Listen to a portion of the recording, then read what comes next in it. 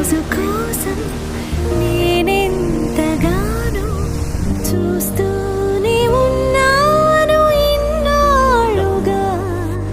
మౌనాలు అన్నీ మాట్లాడుతుంటే కనువిందుగా ఉంది తొలిసారిగా.